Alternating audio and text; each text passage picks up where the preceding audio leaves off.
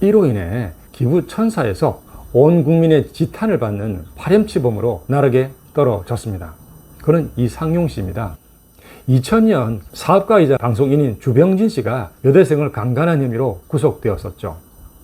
2차 가해는 우리 그림자 속에 숨어있는 투사와 질투가 튀어나오는 모습일 수도 있는 것이죠. 안녕하세요.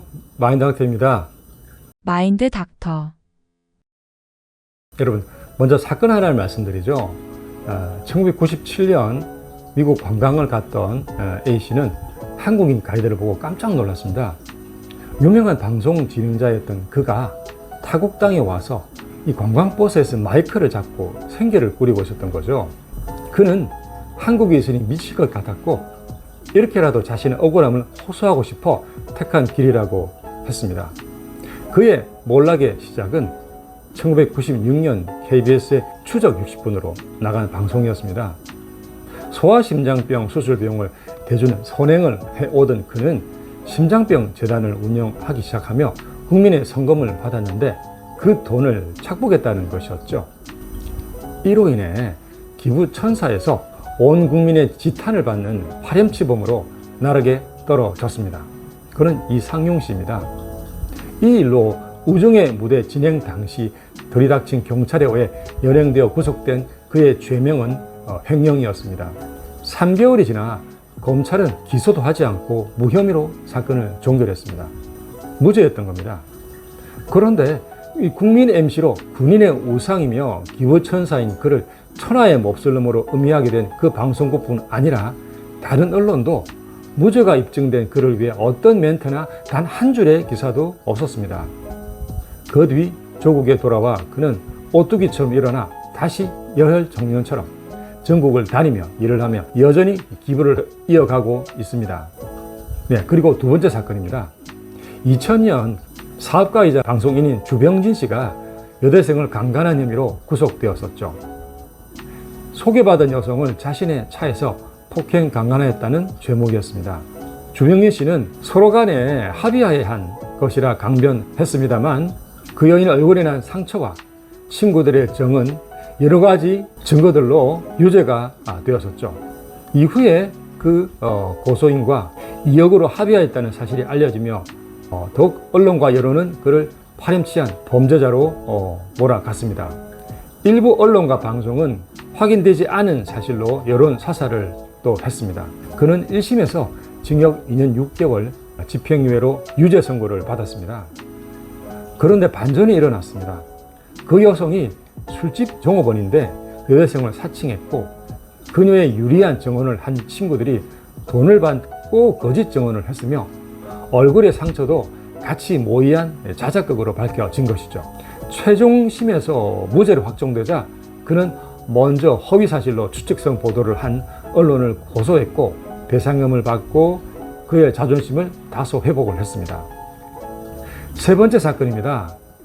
최근에 이 천만 유튜버인 먹방의 쯔위 씨가 자신의 과거사에 대해 협박을 한 이슈 레카들에게 돈을 뜯기다가 변호사를 선임해서 이들을 고소한 사실이 밝혀졌습니다.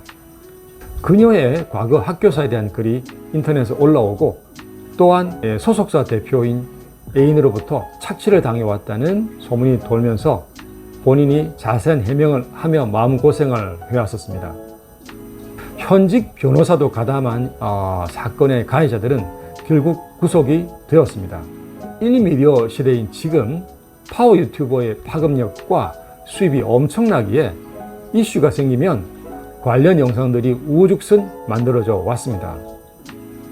마치 이 교통사고 현장에 빠르게 도착해서 차량을 견인하는 이 레카처럼 이들은 사회적 논란이 생길 때마다 온라인에서 해당 이슈를 활용해서 주목을 받으며 조회수를 챙기는 것을 목표로 해왔죠. 이 과정에서 많은 조회수를 위해 자극적인 묘사와 표현이 항상 있어 왔고 심지어는 허위 사실이 유포되는 경우도 많았습니다. 이상용 씨와 주병진 씨 사건은 언론과 방송이 부족했던 시절이었고 언론 권력에 물어뜯기고 많은 것을 잃은 개인의 이 권력이 사과하며 회복시켜주는 노력은 일체 없었었죠. 최근의 쯔양 사건은 다릅니다. 이제는 방송 권력일 수 있는 한 개인인데 이조차 한순간 추락하게 만들 수도 있다는 것이고요. 어떤 표현이든 그에 대해서 할 기회가 있는 시대임을 또 보여줍니다.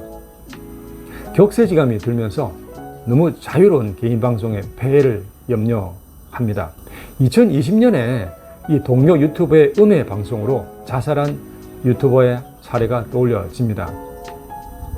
이렇게 갈수록 늘어나는 미확인 방송, 혐오 방송에 대한 제재가 솜방망이라는 보도를 보면서 근절할 수 있는 정책을 촉구합니다. 더불어 이 세 사건의 이면에 흐르는 정서 중에 하나가 마음에 걸립니다. 이미 우리 국민의 단점이라고 알려진 이 난비건성과 시기심입니다. 너무 쉽게 들끓고 어이없이 식는 이 감정과 그 어떤 감정보다 강력한 질투 말입니다. 무의식과 의식의 사이에 자리한 이 감정은 이 차분하고 냉정한 판단보다는 단정해버리고 분노하게 만들어 2차 가해를 하게 만들 수 있습니다. 시청자와 구독자의 이 무비판적인 수용은 한 방송을 개인 방송조차 거대 권력으로 만들 수 있습니다.